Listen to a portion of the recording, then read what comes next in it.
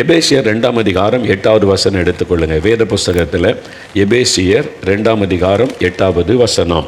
அந்த வசனத்தில் ரட்சிப்பை குறித்து ஒரு அருமையான செய்தி சொல்லப்படுகிறது. புதிய ஏற்பாட்டில் 265வது பக்கம் எடுத்துட்டிங்களா? பைபிளை புரட்டுங்க. 265வது பக்கம் எபேசியர் 2ஆம் அதிகாரம் 8ஆம் வசனம் எடுத்துக்கொள்ளுங்க. கிருபையினாலே விசுவாசத்தை கொண்டு ரட்சிக்கப்பட்டீர்கள். இது உங்களால் உண்டானது அல்ல, இது தேவனுடைய ஈவு. தேவனுடைய ஈவு என்றால் கிஃப்ட் ஆஃப் காட். ரட்சிப்பு என்பது தேவன் ஒரு இலவசமாய் கொடுக்கிற ஒரு ஈவு, ஒரு கிஃப்ட் என்பதாய் சொல்லப்படுகிறது. எப்படி அதை பெற்றுக்கொள்கிறோம்? கிருபையினாலே விசுவாசத்தை கொண்டு ரட்சிக்கப்படுகிறோம். அது எப்படி நடக்கிறது? நம்முடைய பாவத்தை உணர்ந்து ஆண்டவரிடத்தில் உண்மையாய், ஆண்டவரே நான் பாவம் செய்துட்டேனே, உம்முடைய இரத்தத்தினால் என்னை கழுவுங்க, என் பாவத்தை மன்னிங்க, நீ மனம் திரும்பும் பொழுது தேவன் பாவிகள் மீது கிருபை உள்ள ஒரு தேவன். அவர் உடனே அவருடைய மிகுந்த கிருபையின்படி நமக்கு இறங்குகிறார். நம்முடைய பாவத்தை உண்மையாய் அறிக்கை செய்யும் போது தேவன் நமக்கு இரக்கம் காட்டுகிறார், கிருபை தருகிறார். ஒரு மனிதன் பாருங்க, தேவாலயத்தில் போய் ஆண்டவரே ஏழை பாவியாக என் மீது கிருபையாயிரும் என்று ஜெபித்த போது அவருடைய மிகுந்த கிருபை. கிருபை என்பது என்ன? தகுதியற்ற ஒரு மனிதனுக்கு தேவன் காண்பிக்கிற தயவு, அதுதான் கிருபை. பாருங்க, தகுதியற்ற ஒருவனுக்கு தேவன் காண்பிக்கிற தயவு, அதுதான் கிருபை என்பது. தாழ்மை உள்ளவர்களுக்கு தேவன் கிருபை அளிப்பார். அப்போ தேவ சமூகத்தில் நம்மை தாழ்த்தி பாவியந்து ஒற்றுக்கொண்டு பாவத்தை அறிக்கை செய்து ஜெபிக்கும் போது தேவனுடைய தயவு நமக்கு கிடைக்கிறது, அது கிருபை. அதனால ஆண்டவர் அந்த பாவத்தை மன்னிக்கிறார், நம்மை மன்னிக்கிறார். அந்த பாவத்தை நம்மை விட்டு அப்புறப்படுத்த நம்முடைய இருதயத்தை அவருடைய இரத்தத்தினால் கழுவுகிறார். அப்படி தான் நம்ம ரட்சிக்கப்படுகிறோம். எப்படி நம்ம பெற்றுக்கொள்கிறோம்? விசுவாசத்தினாலே. அந்த கிருபையினாலே விசுவாசத்தை கொண்டு ரட்சிக்கப்பட்டீர்கள். விசுவாசம். லூக்கா 7ஆம் அதிகாரத்தில் ஒரு பாவியான பெண் இயேசுவனிடத்தில் வந்து அவருடைய பாதத்தில் விழுந்து கண்ணீர் விட்டு அழுதாள் என்று சொல்லப்படுகிறது. அவள் தன் பாவத்தை உணர்ந்து அவள் வாயினாலே பாவத்தை அறிக்கையிடவில்லை, ஆனால் கண்ணீரினாலே அறிக்கையிடுகிறாள். தன் செய்த பாவத்தை உணர்ந்து ஆண்டவர் மன்னிக்க வேண்டும் என்று அவருடைய பாதத்தில் விழுந்து அழுத போது இயேசுடைய இருதயத்தை, உடைந்த உள்ளத்தை, மனம் திரும்புதலை பார்க்கிறார். உடனே அவருடைய மிகுந்த கிருபையின்படி ஆண்டவர் மன்னிக்கிறார். ஆண்டு சொல்லுகிறார், ஸ்திரியே, உன் பாவங்கள் உனக்கு மன்னிக்கப்பட்டது, நீ சமாதானத்தோட போ என்று ஆண்டவர் அனுப்புகிறார். எப்படி அந்த மன்னிப்பு அவளுக்கு கிடைத்தது? உன் விசுவாசம் உன்னை ரட்சித்தது என்று இயேசு அவளை பார்த்து சொல்லுகிறார். அப்போ அந்த விசுவாசத்தினால அந்த கிருபையை கொண்டு ரட்சிப்பை பெற்றுக்கொள்வது, அதுதான் நம்ம ரட்சிப்பின் அனுபவத்தை பெற்றுக்கொள்ளுகிற விதம். ஆண்டவர் நம்முடைய அறிக்கை செய்த உடனே அவருடைய கிருபையின்படி மன்னித்து விட்டார் என்பதை விசுவாசத்தின் மூலமாய் பெற்றுக்கொள்வது. நாங்கள் கன்னியாகுமரி மாவட்டத்தில் ஒரு சமயம் பல வருஷத்துக்கு முன்னால் தொடர்ச்சியாக நாங்கள் போய் ஒரு சபையில் அந்த பகுதியில் இருக்க மக்கள் எல்லாம் கூடுவாங்க. ஒவ்வொரு மாதம் போய் கூட்டம் நடத்தி தேவனுடைய வார்த்தைகளை அறிவித்து விட்டு வருவோம். அப்போ ஒரு 6 மாதம் ஊழியம் செய்ததுனால நிறைய பேர் இயேசுக்கு ஒப்பு கொடுத்தாங்க. கூட்டங்களை அழுது கண்ணீரோடு அர்ப்பணித்தாங்க. அப்போ ஒரு முறை 6 மாதம் கழித்து அப்படி சிலருக்காக செபிக்க அந்த சபையில் இருக்கிற போதகர்களும் டீக்கன்மார்களும் எங்களை அழைச்சிக்கிட்டு போனாங்க சில வீடுகளுக்கு செபிக்க. அப்போ ஒரு வீட்டுக்கு போயிருந்த போது அங்கே ஒரு சகோதரி ரொம்ப சந்தோஷமாக எங்களை வரவேற்றாங்க, ரொம்ப மகிழ்ச்சியாக வரவேற்றாங்க. சந்தோஷமாக அவங்களுக்கு ஊழியக்காரங்க வந்திருக்கிறாங்க, சபை போதகர் வந்திருக்கிறாங்க அப்படின்னு சொல்லி. அப்போ அவங்களோட நான் பேசும்போது, இந்த 6 மாதமாக கூட்டம் நடக்குது, இதனுடைய பலன் என்னன்னு பார்க்கறதற்காக அவங்களோட நான் பேசும்போது நான் கேட்டேன், ஆண்டவர் உங்களுடைய பாவத்தை மன்னித்து விட்டால் நீங்கள் ரட்சிக்கப்பட்டீங்க அப்படின்ற ஒரு அனுபவம் உங்களுக்கு இருக்குதா என்பதாய் நான் கேட்டேன்.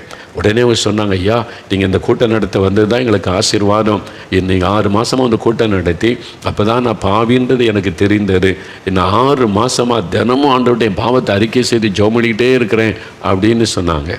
6 மாதமாக பாவத்தை அறிக்கை செய்து ஜெபிச்சுக்கிட்டே இருக்கிறேன் அப்படின்னு சொன்னாங்க. அது எனக்கு ஒரு அதிர்ச்சியை கொடுத்தார். ஏனென்றால் நம்முடைய பாவத்தை ஒரு முறை நம்ம அறிக்கை செய்யும் பொழுதே ஆண்டவர் மன்னித்து விடுகிறார். ஆனால் 6 மாதமாக தொடர்ந்து பாவ அறிக்கை மட்டுமே செய்துக்கிட்டு இருக்காங்க. ஆண்டவரே, நான் பாவத்தை மன்னியும் என்று சொல்லி அவங்களுக்கு ரட்சிப்பின் நிச்சயத்தை பெற்றுக்கொண்ட ஒரு அனுபவம் இல்லை. பாவத்தை அறிக்கை செய்து ஜெபிச்சுக்கிட்டே இருக்கிறாங்க. ஆனால் என் பாவம் மன்னிக்கப்பட்டது, ரட்சிக்கப்பட்டு விட்டு இந்த அனுபவத்தை பெற்றுக்கொண்ட ஒரு காரியம் அவளுக்கு தெரியவில்லை. அறியாமை அவங்களுக்குள்ள இருப்பதை உணர்ந்தேன். நான் அவங்கள்ட்ட கேட்டேன், சரி, நீங்கள் இயேசு கிறிஸ்துவிட்ட உண்மையாக அவங்களுடைய பாவத்தை அறிக்கை செய்து ஜெபிச்சிங்களா? ஐயா, உண்மையாக நான் சின்சியராக என் பாவத்தை அறிக்கை செய்து ஜெபம் பண்ணிக்கிட்டே இருக்கிறேன். சரி, நீங்கள் பாவத்தை அறிக்கை செய்து ஜெபிக்கும்போது இயேசு அதை மன்னித்து விட்டாரா மன்னிக்கவில்லையா என்று கேட்டேன்.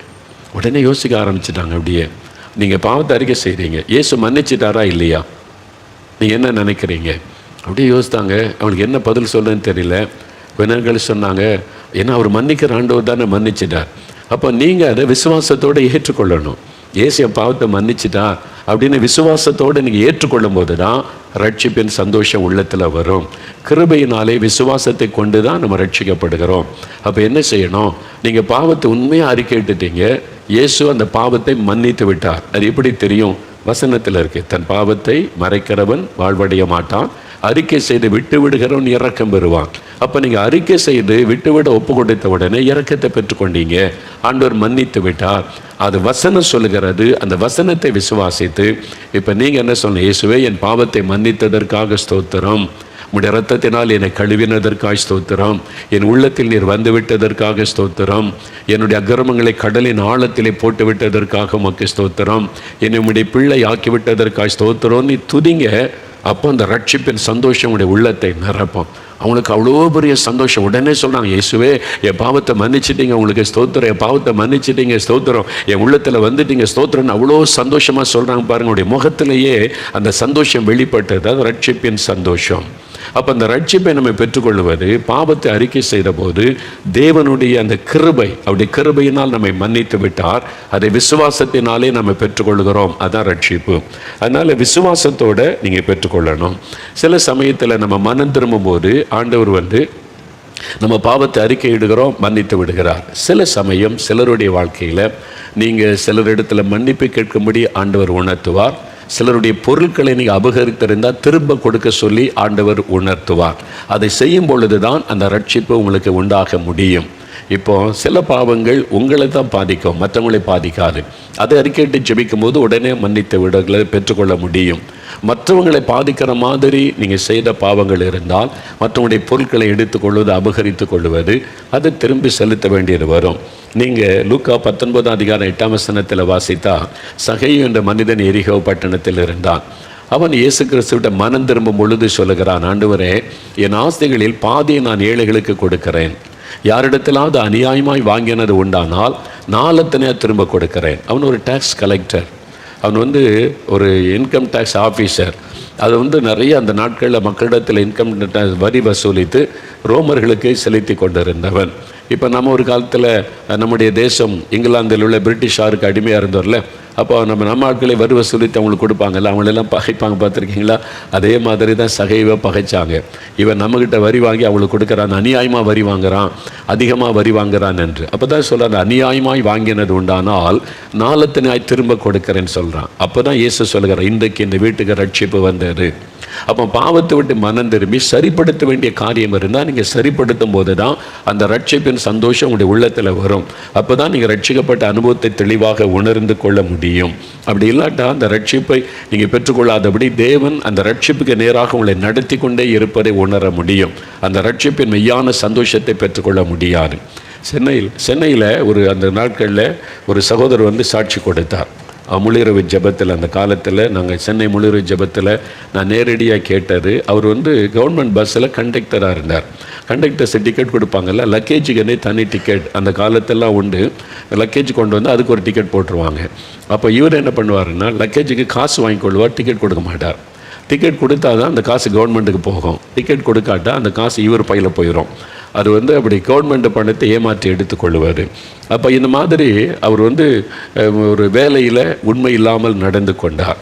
இப்படியே சில வருஷம் கடந்தது. ஒரு நாள் ஆண்டவர் அவரை சந்தித்த போது தன் பாவத்தை உணர்ந்து இயேசுவினிடத்தில் மனம் திரும்பினார். என் பாவம் மன்னிக்கப்படணும், நான் ரட்சிக்கப்படணும்னு ஜெபித்த போது ஆவியானவர் உணர்த்தினார், நீ கவர்மெண்ட்டுக்கு போக வேண்டிய பணத்தை நீ எடுத்துக்கொண்ட, அப்போ அதை திருப்பி கொடு, அதை திருப்பி கொடுத்தா தான் உனக்கு ரட்சிப்பு, நீ திருப்பி கொடுக்கணும்னு கர்த்தர் பேசினார். அப்போ இவர் எக்ஸாக்டாக இல்லாட்ட ஒரு கணக்கு போட்டு பார்த்தார். கிட்டத்தட்ட ஒரு நாளைக்கு இவ்வளோ பணம், நான் இவ்வளோ நாள் வேலை செய்திருக்கிற கிட்டத்தட்ட இவ்வளோ பணம், கவர்மெண்ட்டுக்கு போக வேண்டிய பணத்தை நான் எடுத்துட்டேன், ஏமாற்றி எடுத்துக்கொண்டேன்னு சொல்லி அவர் அதுக்கான பணத்துக்கான ஒரு செக் எழுதினார். அந்த பணத்தை திருப்பி கவர்மெண்ட்டுக்கு கொடுக்கும்படியாக மேல் அதிகாரிக்கு ஒரு கடிதம் எழுதினார். நான் கண்டக்டராக இப்படி வேலை செய்கிறேன் இந்த நம்முடைய அரசாங்க பஸ்ஸில், நான் இந்த மாதிரி டிக்கெட் கொடுக்காமல் லக்கேஜுக்கு வரக்கூடிய காசெல்லாம் நான் எடுத்துக்கொண்டேன். இப்போ இயேசு அதை பாவம் என்று எனக்கு உணர்த்தினார். அரசாங்கத்துக்கு சேர வேண்டிய பணத்தை திருப்பி கொடுத்து விட வேண்டும் என்று பேசினார். அதனால் நான் அதில் அநியாயமாய் சம்பாதித்தில் கிட்டத்தட்ட இவ்வளோ பணம் அதை நான் திரும்பி செலுத்துவதற்கான செக் வைத்திருக்கிறேன். அதனால் அதை பெற்றுக்கொண்டு எனக்கு மன்னிப்பு கொடுங்கள், நான் தவறு செய்து விட்டேன், மன்னித்து விடுங்கள் என்று கடிதம் எழுதினார். மேலதிகாரி இவரை கூப்பிட்டு கடிதத்தை வந்துட்டு சொன்னார், சரி நீ தப்பு பண்ணிட்ட, இன்னைக்கு மனம் திரும்பிட்டேன்னு சொல்கிற, சரி இனிமேல் ஒழுங்காயிரு, போதும், எதுக்கு நீ இப்படி லெட்டர் எழுதி பணத்தெல்லாம் திரும்பி செலுத்துறதுக்கு நீ பண்ணியிருக்க அப்படின்னு கேட்டான். இல்லை, இயேசு எனக்கு உணர்த்தினார், நீ அந்த பணத்தை நீ திருப்பி கொடுக்கணும், அப்போ தான் நீ ரட்சிப்பின் சந்தோஷத்தை பெற முடியும். அநியாய சம்பாத்தியம் வாழ்க்கையில் இருந்ததில்லை, நீ ஆண்டவர் பேசினார், இது அரசாங்கத்துக்கு சேர வேண்டிய பணம், நான் அதை திருடி இருக்கிற திரும்ப கொடுத்துட்றேன்னு சொல்லி.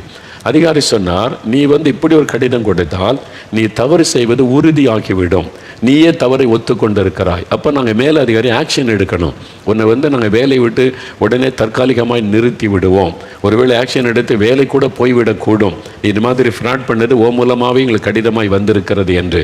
அதனால் சரி இதுவரை திருடிட்ட, இனி ஒழுங்காக வேலை செய்ய போதும் அப்படின்னு சொன்னால், இல்லை நீங்கள் அதை ஏற்றுக்கொள்ளுங்க, எனக்கு என்ன நடந்தாலும் பரவாயில்ல, வேலையே போனாலும் பரவாயில்ல, நான் ஆண்டவருடைய வார்த்தைக்கு கீழ்ப்படியணும், எனக்கு ரட்சிப்பு முக்கியம், அவர்கள் கொடுக்குற சமாதானம் முக்கியம், நான் பரலோகத்துக்கு போகணும், இயேசுவை சந்திக்கணும், இதனால் வேலை போனாலும் பரவாயில்லைன்னு சொல்லி நீங்கள் இதை ஏற்றுக்கொள்ளுங்கன்னு சொல்லிட்டார். அவர் சொன்னால் நான் மேலதிகாரிக்கு அனுப்புவேன், அவங்க ஆக்ஷன் எடுப்பாங்கன்னு சொல்லி. அதன்படி அவருக்கு பாருங்கள் வேலை டிஸ்மிஸ் பண்ணிட்டாங்க. நீ திருடி இருக்க, ஏமாற்றியிருக்க, உன்னுடைய லெட்டரே அதற்கு ஆதாரம் என்று சொல்லி வேலையை விட்டு நிறுத்திட்டாங்க. இப்போ அவருக்கு வேலை இல்லை, வருமானம் இல்லை.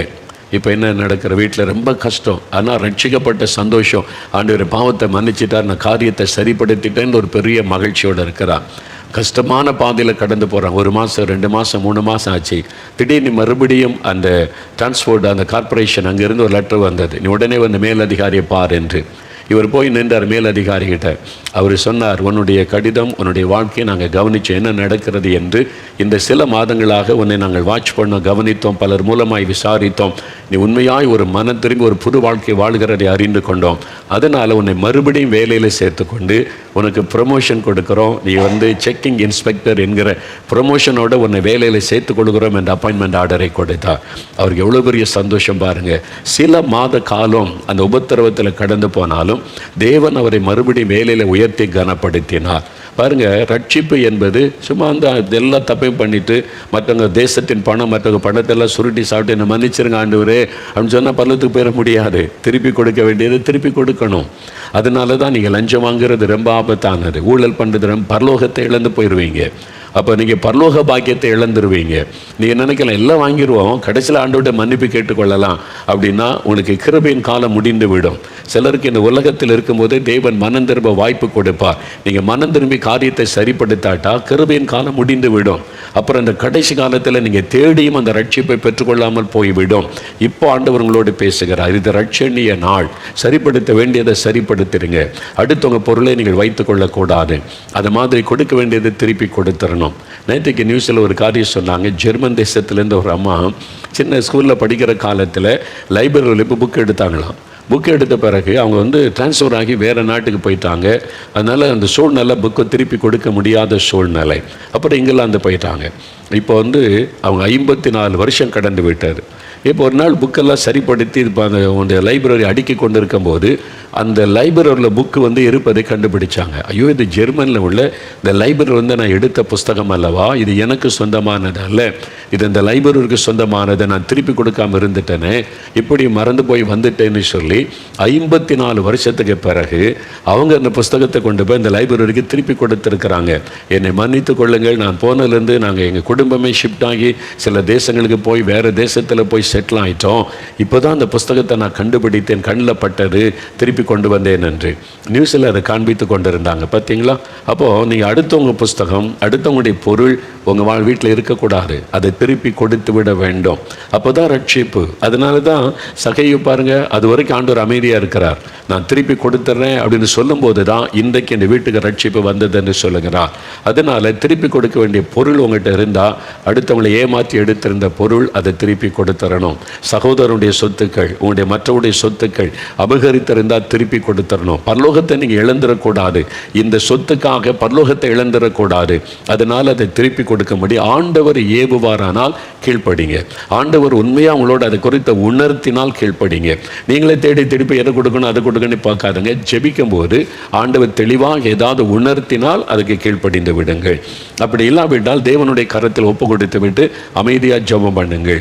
நீங்களே போய் கண்டுபிடிக்கிறேன்னு தேடிக்கிட்டு கண்டுபிடிச்சிட்டு அப்படிலாம் பார்க்காதங்க. நீங்கள் ஜெபிக்கும் போது ஆண்டவர் உணர்த்தி அதை காண்பித்து அதை கொடுக்க சொல்லுகிற காரியத்தை கொடுத்து சரிப்படுத்திடுங்க. அது ஆசீர்வாதம். அதே மாதிரி மனிதர்களோடு உள்ள உறவை சரிப்படுத்திக் கொள்ள. யார் மீதாவது கசப்பு, சண்டை, பகை இருந்தால் மற்றவங்களை நீங்கள் மன்னித்தால் தான் உங்களுடைய பாவம் மன்னிக்கப்படும். ஒரு சமயம் ஒரு ஊழியக்காரர் தன்னுடைய அனுபவத்தை சொன்னாங்க. அவங்க கல்லூரியில் படித்து கொண்டிருந்த நாட்களில் அவங்க ஒரு கூட்டத்தில் போகும்போது ஆவியானவர் உணர்த்தி மனம் திரும்பி ரட்சிக்கப்பட ஜெபித்து கொண்டிருந்தாங்க. தன் பாவத்தை உணர்ந்த ஆண்டவரே, இந்த ரட்சிப்பின் சந்தோஷம் எனக்கு வேணும், உங்களுடைய பிள்ளை என்கிற அனுபவம் வேணும், என் பாவத்தை அறிக்கை எடுக்கிறேன் என்று அந்த வாலிபத்தின் பாவத்தை அறிக்கை செய்து கொண்டிருந்தாங்க. அப்போ இப்போ பாவத்தெல்லாம் அறிக்கை செய்துட்டு ஆண்டவர் மன்னிப்பார்னு பார்த்தபோது ஆவியானவர் உணர்த்தினார், உன் சொந்த சகோதரியோட நீ சண்டை போட்டு பேசாமல் இருக்கிற, உன் சொந்த சகோதரியோட உனக்கு மன கசப்பு இருக்கிறது, நீ அவள் குறித்த வருத்தத்தை உள்ளத்தில் வச்சிருக்கிற, நீ மன்னிக்கலை, நான் இப்படி உன்னை மன்னிக்க முடியும், நீ மன்னித்தால்தான் நான் உன்னை மன்னிக்க முடியும் என்று ஆண்டவர் பேசினார். அப்போ நான் என்ன செய்யணும் ஆண்டவரே, ஒரு சொந்த சகோதரி, ஒரே வீட்டில் இருக்கிற சகோதரி, அவளோடு நீ பேசுகிறதில்லை, அவளோட மன கசந்து நீ வாழ்ந்து கொண்டு இருக்கிறாய், ஒப்புரவாயிட்டு வான்னு சொல்லி. அப்போ அவன் கல்லூரியில் ஒரு ஹாஸ்டலில் தங்கியிருந்ததுனால சகோதரிகிட்ட ரொம்ப நாளாக பேசுவதே இல்லை. இவர் உடனே சைக்கிள் எடுத்து கொண்டு போனார். அங்கே போய் என் சகோதரியை சந்திக்க வந்தேன்னு சொன்னால் அவளுக்கு ஆச்சரியம், பேச மாட்டானே நம்மகிட்ட பேசி எத்தனையோ மாதம் ஆச்சேன்னு சொன்னால் மன்னிப்பு கேட்டேன், மன்னித்து விடு, நானும் மன்னித்து விடுகிறேன், நம்ம மன்னித்து ஒருவருக்கு ஒரு அன்பாக இருப்போம் என்று அவர் சொன்னதை நான் மன்னிச்சுட்டு வரும்போது என் உள்ளத்தில் உண்டான அந்த சந்தோஷம் இருக்குதே, அது அளவிட முடியாத சந்தோஷம். அந்த ரட்சிப்பின் சந்தோஷம் உங்களுக்கு பூரணமாய் கிடைக்க வேண்டுமானால் சில காரியத்தை சரிப்படுத்த ஆவியானவர் ஏவும் போது அதை செய்யணும். அதை செய்தால்தான் ஆண்டவர் அந்த ரட்சிப்பின் சந்தோஷத்தை, நிச்சயத்தை நீங்கள் பெற்றுக்கொள்ள முடியும் அல்லது முடியாது. நான் மனம் திரும்புகிற காலத்தில் நான் வேறு இடத்துல காலேஜில் படித்து கொண்டிருந்தேன். என்னுடைய தாயாரை துக்கப்படுத்தினார், என் குடும்பத்தாரில் சகோதரர்களை துக்கப்படுத்தினார், கீழ்ப்படியாமல் நடந்ததெல்லாம் உணர்த்தினார்.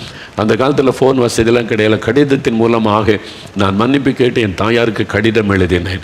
ஆண்டவர் என் பாவத்தை உணர்த்துகிறார், உங்களை நான் துக்கப்படுத்தி இருக்கிறேன், கீழ்ப்படியாமல் நடந்திருக்கிறேன், மன்னித்துக் கொள்ளுங்கள் என்பதாக. எனக்குள்ளே உண்டான மாற்றத்தை பார்த்து என் தாயாரை ஆச்சரியப்பட்டார்கள். எப்படி இவன் மாறிட்டான்? நான் மாறவில்லை, இயேசு மாற்றினார். அதான் ரட்சிப்பு என்பது. சும்மா ஆண்டவரிடத்தில் பக்தியாக இருக்கிறேன், ஆண்டவருடைய கூட்டத்தில் ஜெபிச்சுட்டு வந்துட்டேன் என்பது அல்ல.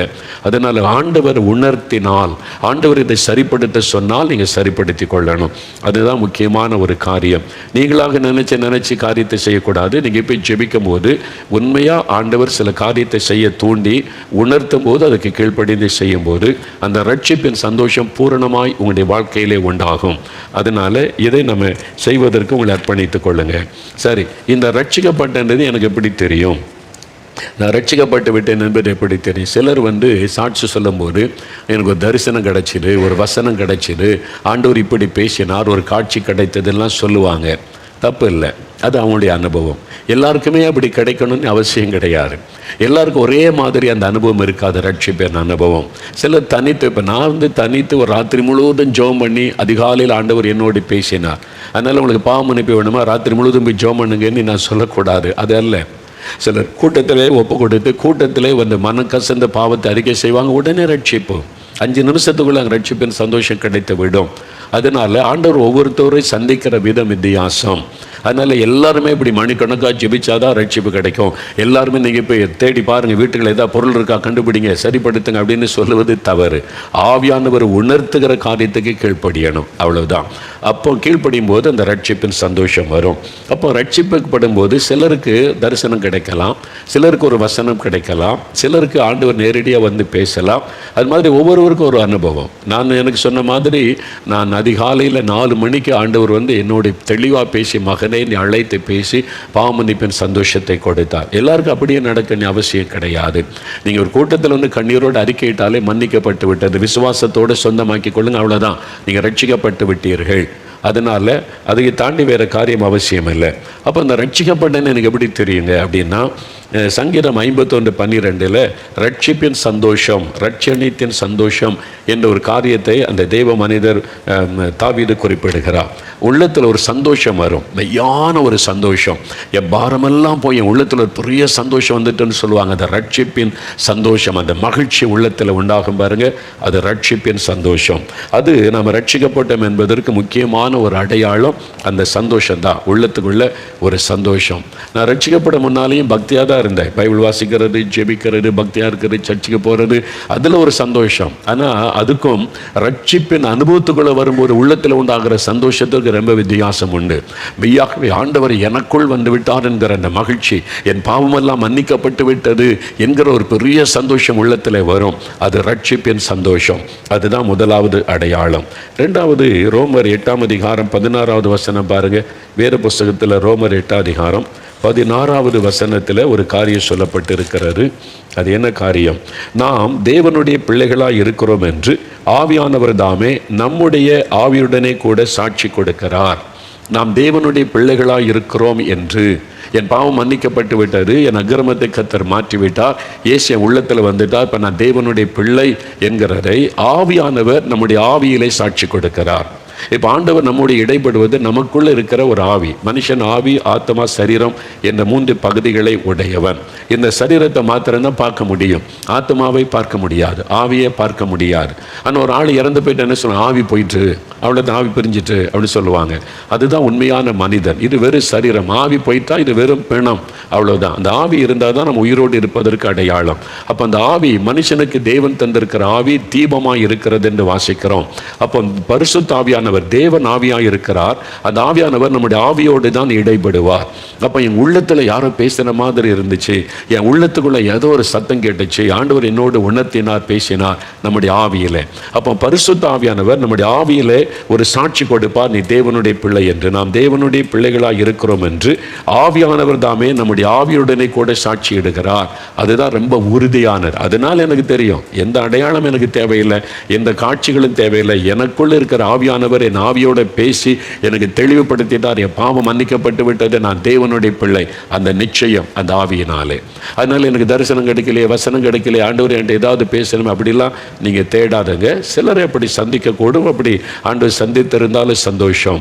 எல்லாருக்குமே அப்படி கிடையாது. அப்போ தேவனுடைய பிள்ளைகள் என்று ஆவியானவர் சாட்சி கொடுக்கிறார். மூன்றாவது, நீங்கள் பார்த்தீங்கன்னா உங்களுக்குள்ள இந்த இயேசுவை பற்றி மற்றவங்களுக்கு சொல்லணுன்ற ஒரு ஆர்வம் வரும். அது நீங்கள் ரட்சிக்கப்பட்டதுக்கு ஒரு பெரிய அடையாளம். அந்த ரட்சிப்பின் அனுபவம் வந்துட்டு அவங்களை சும்மாவே இருக்க முடியாது, யாருக்காவது சொல்லணும்.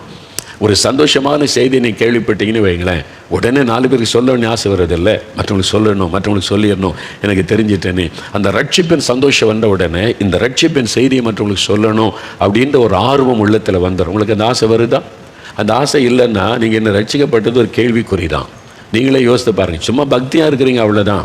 ஆனால் ரட்சிக்கப்பட்டீங்களா? அந்த ரட்சிப்பின் அனுபவம் இருந்தால் இந்த ரட்சிப்பின் செய்தியை மற்றவங்களுக்கு சொல்லணும், இந்த அனுபவத்தை சொல்லணுன்ற ஒரு ஆர்வம் வந்துக்கிட்டே இருக்கும் உங்களுக்குள்ள. அதுதான் நீங்கள் ரட்சிக்கப்பட்டதற்கு இன்னொரு முக்கியமான அடையாளம். யோவான் 4:28-29 சமாரிய பெண் இயேசு சந்திக்கிறார், அவளோடு பேசுகிறார். இயேசுவினால் தொடப்பட்ட உடனே குடத்தை வச்சுட்டு ஊருக்குள்ளே ஓடி போய், நீங்கள் வந்து பாருங்கள், நான் செய்ததெல்லாம் ஒருத்தர் சொல்கிறாரு, அவர் மேசியாவா, நீ வந்து பாருங்கள். ஊர் மக்களை பார்த்து இவ பாவியன்னு ஒதுக்குறாங்கன்னு ஊர் மக்களை சந்திக்க பயந்த பெண் ஊர் மக்கள் மத்தியில் போய் சொல்கிறார், நீங்கள் வந்து பாருங்கள் இயேசுவை. அந்த சந்தோஷம், அந்த ரட்சிப்பின் மகிழ்ச்சி அவளுக்குள்ளே வந்ததுனால அவள் போய் ஊரையே கொண்டு வந்து விட்டதை நம்ம வேதத்தில் பார்க்கிறோம். அப்போ இயேசுவின் மூலமாக ஒரு சரீர சுகம் பெற்றாலும் எல்லாருக்கும் சொல்கிறோம்ல, எனக்கு சுகம் கிடைச்சது, இயேசு சுகம் எடுத்துட்டார், நீ என் பாவம் மன்னிக்கப்பட்டுச்சு, என் வாழ்க்கை மாறிட்டு, இயேசு வாழ்க்கை மாற்றினார், எனக்குள்ள இவ்வளோ சந்தோஷம் தந்திருக்கிறார். இதை உங்களால் சொல்லாமல் இருக்க முடியாது. இன்னும் யோசித்து பாருங்கள். நான் ரட்சிக்கப்பட்டு பரிசுத்தான அபிஷேகம் பெறதுக்கு முன்னாலேயே நான் ஊழியம் செய்தேன். ரட்சிக்கப்பட்டவொடனே உங்களால் சுவிசேஷம் அறிவிக்காமல் இருக்க முடியாது.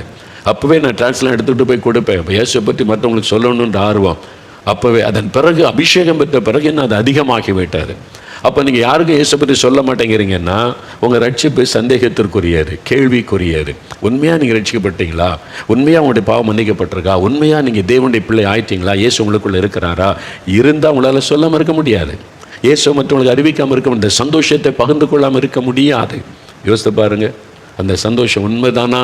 உண்மையாக நீங்கள் ரட்சிக்கப்பட்டீங்களா? வெறும் பக்தியாக இருக்கிறீங்களான்னு யோசித்து பாருங்கள். இயேசு மேலே அன்பு இருக்க, பக்தி இருக்குது, அது எல்லாருக்கும் இருக்குது. எல்லாருமே சொல்லுவாங்க இயேசுவை எனக்கு ரொம்ப பிடிக்கும், அதெல்லாம் சொல்லுவாங்க. அதில் இயேசுவை உங்களுடைய உள்ளத்தில் ஏற்றுக்கொண்டீங்களா? பாவ மன்னிப்பை பெற்றுக்கொண்டீங்களா? நான் தேவனுடைய பிள்ளை, என் பேர் ஜீவபுஸ்தகத்தில் பல்லவத்தில் எழுதியிருக்கு, அந்த நிச்சயம் உங்களுக்கு இருக்குதா? யோசித்து பாருங்கள். அப்படி இல்லாட்டா இன்றைக்கு நீங்கள் ஒப்பு கொடுக்கணும். அதுக்கு நீங்கள் ஒரு நாள் முழுவதும் ஜெபிக்கணும் அவசியம் இல்லை. 5 நிமிடத்துக்குள்ள சுருக்கமாக ஆனால் கருத்தாக உங்களுடைய பாவத்தை உணர்ந்த மனம் திரும்பி ஒப்பு கொடுத்து ஜெபிக்கும் போது இயேசு கிறிஸ்து உங்களுடைய பாவத்தை மன்னித்து தேவனுடைய பிள்ளை என்கிற பாக்கியத்தை தருவார். அப்போ இன்றைக்கு அந்த சந்தோஷம் இல்லைன்னா நீங்களும் மனம் திரும்பி ரட்சிக்கப்பட வேண்டியது அவசியம் என்பதை அறிந்து கொள்ளணும். சரி, இன்னொரு காரியம் இருக்கிறது. ரட்சிக்கப்பட்டேன் அப்படின்றத நீங்கள் உணர்வதற்கு ஒன்று அந்த சந்தோஷம், ரட்சிப்பின் சந்தோஷம். 2வது ஆவியானவர் நம்முடைய ஆவியிலே கொடுக்கிற சாட்சி. 3வது நீங்கள் மற்றவங்களுக்கு இயேசுவை சொல்லணுன்ற ஆர்வம், அதுவே நீங்கள் ரட்சிக்கப்பட்டதற்கு ஒரு அடையாளம். இன்னொரு காரியம் இருக்கிறது, என்னென்னா உங்களுடைய மனசாட்சி. இயேசு கிறிஸ்து அவருடைய இரத்தத்தினால் நம்மை கழுவும் போது எபிரேயர் 9ஆம் அதிகாரம் 14ஆம் வசனம் சொல்லுகிறது, நம்முடைய மனசாட்சி அவர் பாவமர கழுவி சுத்திகரிக்கிறாராம். மனசாட்சி எபிரேயர் 9ஆம் அதிகாரம் 14ஆம் வசனத்தில் வாசிக்கும்போது, நித்திய ஆவியினாலே தம்மை தாமே பழுதற்ற பலியாக தேவனுக்கு ஒப்பு கொடுத்த கிறிஸ்தவனுடைய இரத்தம் ஜீவனுள்ள தேவனுக்கு ஊழியம் செய்வதற்கு உங்கள் மனசாட்சியை செத்த கிரியைகளற சுத்திகரிப்பது எவ்வளவு நிச்சயம். நம்முடைய மனசாட்சியை சுத்திகரிக்கிறது இயேசுடைய இரத்தம்.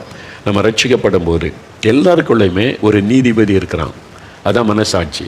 எல்லாருக்குள்ளேயுமே என்னி ஹியூமன் பீயிங் அவளுக்குள்ள ஒரு மனசாட்சி. அது ஆண்டவர் மனிதனுக்குள்ளே வைத்திருக்கிற நன்மை தீமை அறியத்தக்கதான ஒரு சக்தியை எல்லா மனிதர்களும் தேவன் தந்திருக்கிறார். நீங்கள் பாவம் செய்யும்போது அந்த மனசாட்சி வாதிக்கும். நீங்கள் லஞ்சம் வாங்கும்போது, திருடும் போது, அடுத்தவங்க பொருளை இச்சிக்கும் போது உங்களுடைய மனசாட்சி வாதிக்கும். ஆனால் பாவம் செய்து செய்து செய்து இந்த மனசாட்சியை மழுங்கடிச்சிருவாங்க. இந்த மனசாட்சி பேசுகிறத கேட்டுவிடக்கூடாது என்று தான் பொதுவாக எப்போ பேசணும்னா ஜனங்களோடு இருக்கும்போது தெரியும். தனியாக இரவு படுக்கைக்கு போகும்போது அப்போ தான் அந்த மனசாட்சி பேசுகிற குரலை சிலர் கேட்க முடியும்.